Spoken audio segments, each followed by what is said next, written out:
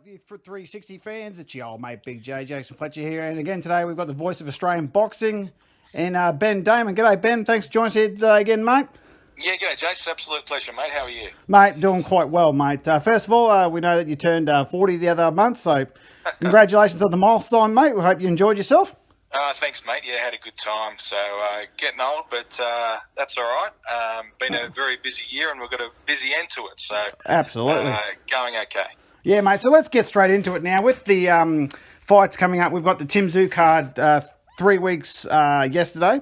That's going to be a great event. We've got Tszyu versus Bowen Morgan. We've got Paul Gallen versus Mark Hunt. We've got Luke Jackson fighting... Who's Luke Jackson fighting? Tyson Lantry. Tyson Lantry. I mean, it's going to be a great card. Liam Wilson, our super featherweight prodigy, is also on the card. It's going to be a great event. And mate, Australian boxing's never looking so good because the controversy of Franco Maloney is going to turn into a massive positive. I mean, it's a bit negative at the moment, but if it brings out the next biggest fight in Australia's history, it's going to be fantastic, mate. So, yes. How do you think things are going? Yeah, mate, things are in outstanding condition in Australian boxing at the moment. We obviously had a really good couple of years, 2018 and 19, and this year has been very difficult for us, like everyone. But now we're sort of just balancing up and ready to sprint because there's so many talented boxers in Australia, so many major events, and there's a real capacity and a passion about bringing big events to Australia. The days are gone now that boxers think that they have to go overseas in order to get big fights and make decent money. Now, as we see through the likes of Tszyu and plenty of others, Jeff Horn most notably, you can make a real name for yourself in Australia once again, much like what Tszyu and Jeff Fennick did, and you can reap the rewards. So, you've mentioned a few of those shows. December the 16th is a massive one on Main Event, taking place at a stadium in Sydney, Bankwest Stadium. Tszyu against Bowen Morgan from New Zealand to headline. Mark Hunt against Paul Gallen as the co-main, which is a really entertaining heavyweight bout, and then a really strong undercard that we're still putting together, but sections of it have been announced. You mentioned Liam Wilson, who is always good to watch, and can't wait to see him in action again against Rodney Raffol. And Paul Fleming is taking on Bruno Tarimo in a really, really strong fight. Darragh Foley and Ty Telford.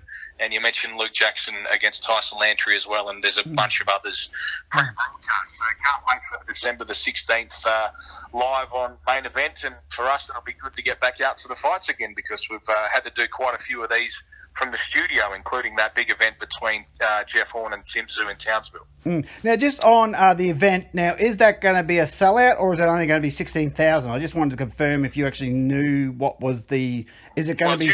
Social distancing? It's still social distancing, right? Yes, and COVID restrictions mean there's limited seating available. You have to leave spaces. So at the moment, they're around that level. But by that time, with things the way they are, they could open up even further. So there'll be a significant crowd there, and tickets are selling very, very well. So, they'll be packing out whatever capacity they're allowed. Because, in Queensland and their Origin last week, they got, 50,000 people in Suncorp, so... But well, hopefully New South Wales starts to follow up sensibly, but hopefully they can follow up and we can get as many people there as we can. But if they can't be there, of course, and for those all around the country, they can watch live on Main Events, and it's going to be a broadcast that starts at 7 p.m. Australian Eastern Daylight Time, so local time in Sydney.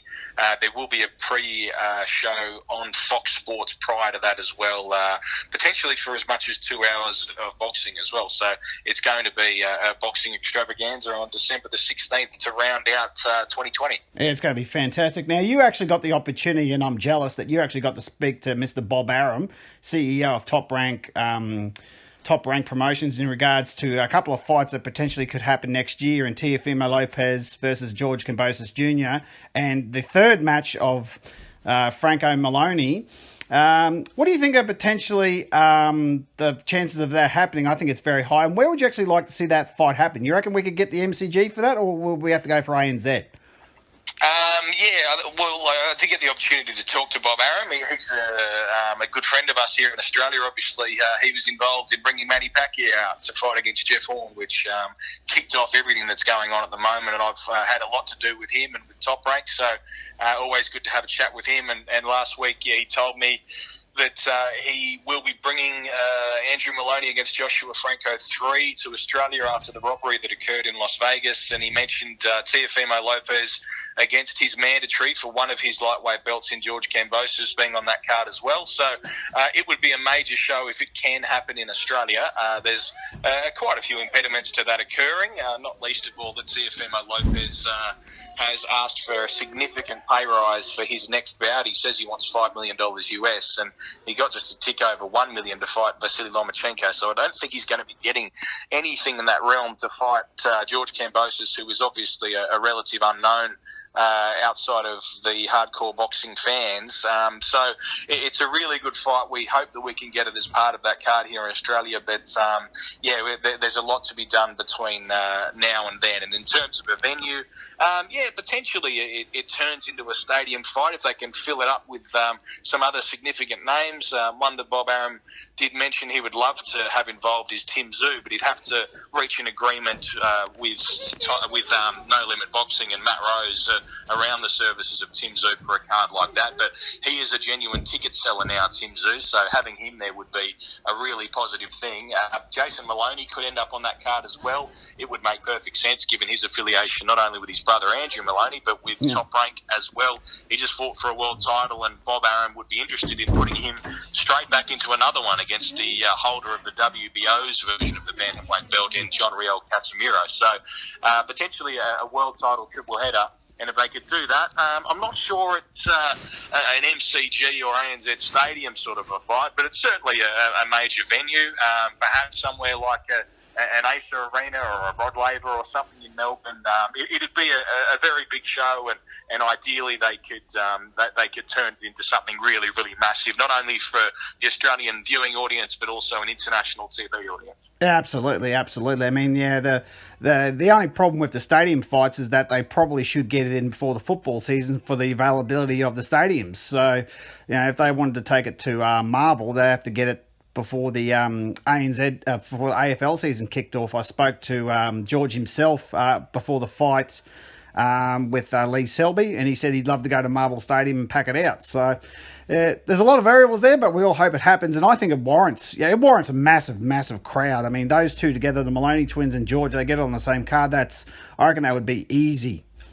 Marvel Stadium, maybe even ANZ, they could get 60, 70,000 people to that fight, and I hope it does, because the generation of publicity for the Franco Maloney fight alone is gone global. It's gone viral. Everyone's speaking about it. So and that's a massive positive. You just have to bear in mind we did get 50,000 to what Manny Pacquiao and Jeff Horn, and I don't think there's anyone on this card that's a ticket seller like a Manny Pacquiao. So, that is true. I think people probably have to be realistic in their estimations around a show like this.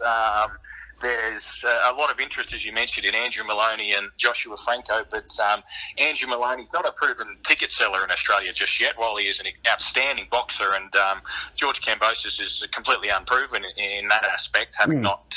he hasn't had any fights at home, and fighting mainly abroad, but there would be great interest, great publicity, and potentially a really, really big show.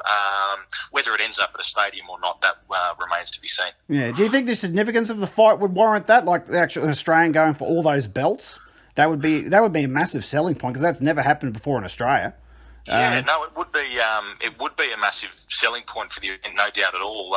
It's just that George hasn't developed that huge following just yet. He has a massive social media presence, a great deal of potential. He's a very, very good boxer, but his selling ability is still to be tested. So hopefully he turns into that sort of a star that can command that sort of an audience, and we all really hope he does. But just at this moment, it hasn't been tested. Someone like a Manny Pacquiao, we know that he sells tickets, but Teofimo Lopez himself just emerging on the global stage, and he is an out-and-out superstar, but he's not a name he's yet like to be tested yet. Yeah, true. true. And I saw a social media thing on post the other day when he was holding his ring belt, saying this is the one that he liked the most. And I think he's got the ability to sell. They both talk very well. He did exactly what he said he was going to do against Lomachenko. He beat him convincingly. So. He's not afraid to take on George, so it's potentially going to be a big fight, and they just need to get a little bit more what's the word, about rambunctious about themselves and cause a bit of a stir.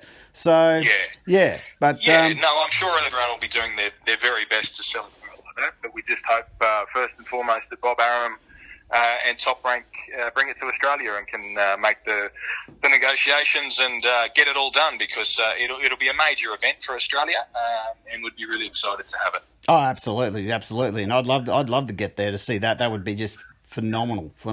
So, what do you think? What do you see happening in 2021 for Australian boxing with the removal of the Maloney twins and George Kambosos? Who do you think's going to make a move next year? We wait and see what happens with Tim Tszyu. Assuming that he can get past Bowen Morgan, then potentially we get Tim Tszyu into a world title fight sometime next year, and certainly into some major fights with international opponents. And the emphasis from his promoter and from everyone involved is to get those major fights here to Australia, because he is proving a ticket seller and proving a massive name here in terms of pay-per-view buys. So that's it first and foremost what we'd be looking at. But there's a lot of exciting things to happen in Aussie boxing. We've already mentioned Liam Wilson, who is probably the most exciting boxer in the country at the moment. So we'd love to see him continue to take steps up, get a world ranking very, very soon, and take on some major international opponents as well.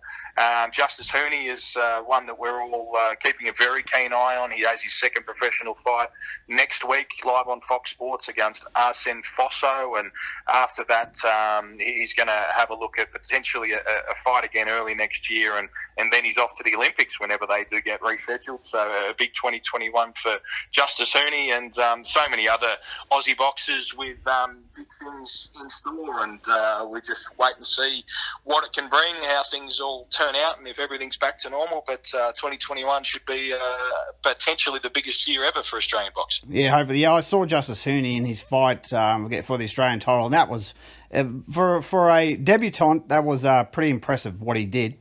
Mind you, the champion whose name's escaped me. What was his Django Opalou. Opalou, that's it. Yep. He just kept on egging him to hit him. I don't know why. Wouldn't you think you'd get out of the way of a guy that size? But yeah, probably too tough for his own good. Django Opalou, he was certainly outclassed in that fight, but he wasn't out toughed. It took a referee to jump in and stop the fight, but he did a great job, Django Opalou. He's a really tough fighter, a big puncher as well, and held his own for big stages of that fight. But it can't be underestimated just how impressive an achievement that is from Justice Huni, making his professional boxing debut and doing what he did. It was quite phenomenal. Yeah, it was quite phenomenal. Well, Ben, I mean, 2020 is going to wrap up. We've got three exciting cards. We've got Tim Tszyu versus Bowen Morgan. We've got Justice Huni versus what's the fellas? Arsene Fosso. Arsene Fosso, and then we've got Brock Jarvis versus Mark Schliebs. Yeah, Mark Schliebs. So that's December the 11th, live on Fox Sports from Canberra. Brock Jarvis against Mark Schliebs, and we've waited a fair while to see Jarvis in action again. It hasn't been since the Bendigo card between Jeff Horn and Michael Zarafa the first time that we last saw Brock Jarvis. He took on Ernest Al-Salong in a really tough fight. Looked really good. Got hurt at a couple of stages, but it didn't seem to bother him, and he's filled right out. He's gone from a boy to a man, Brock Jarvis, in the last 12 months, and he looks physically much, much different. He's getting bigger, and he looks the goods. He's been doing some really hard sparring in recent times with Luke Jackson in particular. Yep. Jeff Fennick's been very impressed with his progress, and can't wait to see him in a tough test against Mark Schliebs. It would have to be the toughest test of his career so far. Schliebs undefeated and a really skillful boxer from Melbourne, so looking forward to that as the main event on December the 11th. And point to note, both those boys are stepping up to the featherweight division. Brock's coming from the super bantamweight, Mark's coming from the bantamweight, so both of the boys haven't fought featherweight before, I believe, so that should be an interesting fight. Yes, certainly. Yeah, I think at this stage of Brock Jarvis's life, he's developing physically, so advancement up the ranks makes complete sense, and he seems to be carrying that extra weight very, very well, punching hard and looking good in training. So it's going to be an entertaining fight. Well, Ben, we look forward to seeing you commentating again at Tim Morgan v Tszyu. I think Tim's going to get him in under 5, mate. Are you prepared to give your prediction, or do you just keep it to yourself? Mate, yeah, I'm not sure about Tim getting him out of there that early. I think that Bowen Morgan will provide a really, really entertaining fight. That's the reason that he was selected as the opponent after a deal could not be struck with Michael Zarafa or Daniel Lewis, or obviously with Dennis Hogan, who has a major announcement coming internationally soon. Yeah. A bit disappointing that the fight between Zarafa and Tim couldn't be made, because that would have moved the needle significantly. But yeah, well, that was the fight everyone wanted. Exactly. And there were a lot of discussions around it, but Michael Zarafa and his camp have moved on to their fight next year with Anthony Mundine instead. Mm-hmm. So that's the way that they'll be going. But Bowen Morgan, he's a really tough fighter, a come-forward fighter, a man who's going to bring the best out of Tim Tszyu, and stylistically it makes for a really entertaining and aesthetically pleasing fight. So, yeah, because he's the WBU German version champion. Is that correct? WBU? Is that the strappy? Yeah, he's got a version of a world title. It's a lesser world title, but he's the number one boxer around his weight division in New Zealand. He's world ranked at the moment as well. So, IBF number 15. So he's certainly no slouch. It's going to be a great test for Tim Tszyu, and I mean, hopefully next year he can get some international opponents into Australia or travel overseas, and then he can really stake his claim. So I think it's good. Looking forward to. Yeah, he wants. He'd love to fight Charlo, Teixeira, Castano, any of those major fighters in the super welterweight division who hold the belts, or otherwise someone in the top 5 at some stage next year here in Australia. So 2021 will be a big one for Tim Tszyu. Yeah, well, thanks for talking to us again, Ben. Mate, you're always appreciated your time, mate. Love talking to you. Thanks very much for talking to Fight View 360, and you'll see Ben on December 16th on Channel 521 on Main Event for Tim Tszyu versus Bowen Morgan. Thanks very much, Ben. Thanks a lot, mate. Or you'll also see us on December the 3rd for Justice Huni against Arsene Fosso, and December the 11th for Brock Jarvis against Mark Schleeps, both on Fox Sports. Thanks, mate. Anytime. Thanks, mate. Appreciate that, mate. Thanks, mate. We'll just